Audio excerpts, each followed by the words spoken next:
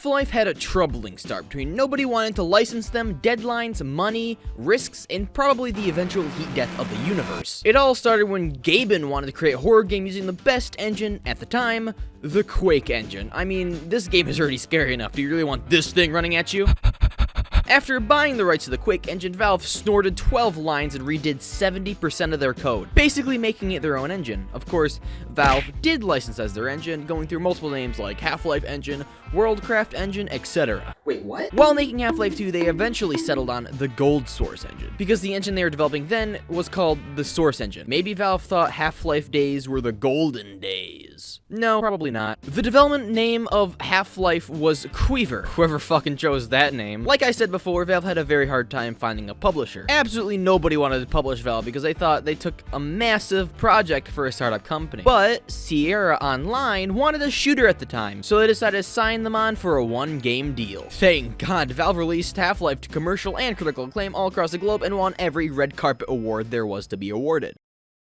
Okay, not exactly. They showed their game and engine off at the Electronic Entertainment Expo, basically E3 before E3, and everybody loved how innovative and creative the game and game engine was. In fact, it got so much love and attention, Valve had extreme pressure put on them to make a good game. They sent out press releases for a few chapters that included old code before it was scrapped, but Valve was so shit scared that they were going to develop a good game, they got together and thought, we need to redo absolutely everything.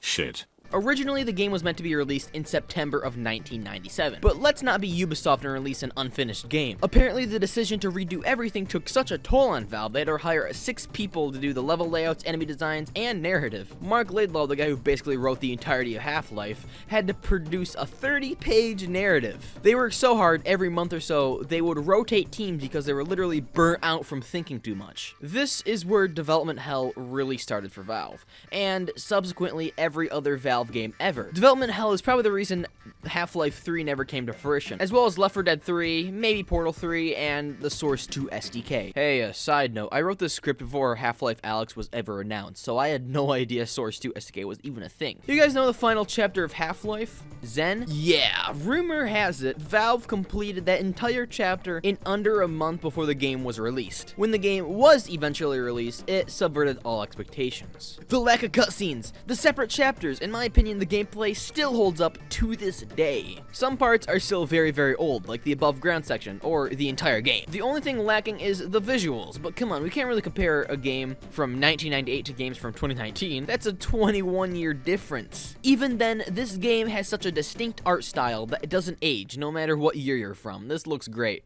The second you walk out of this elevator, the game changes, and you know you're in for a treat. But enough yip-yapping, what's all this hubba-bubba about? Why do people still hold Half-Life up to such high expectations? Let's get into the meat and bones. Cream of the crop, the story. Half-Life starts on a tram moving through the facility, giving the impression that this is an actual science laboratory and not another set piece. I personally think that not only are the enemies, but also just the giant scale of the facility. For the facility almost takes on a life of its own. After pissing off the guard, we move towards the dressing room. Here we get the impression that this suit is your personal spaceship and an absolute tank.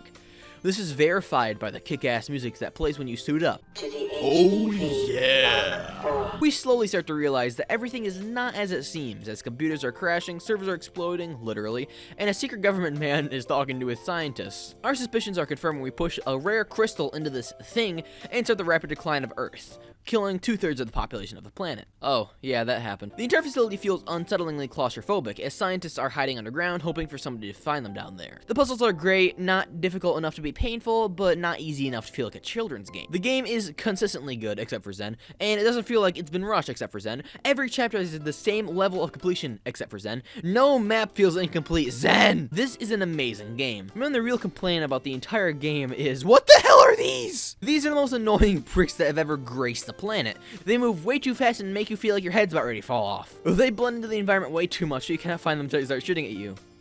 Also, on hard mode, they're invisible. And, of course, them shooting at you chips off your health very quickly. Every time I go into one of these sections with full armor and health, I always leave without 3.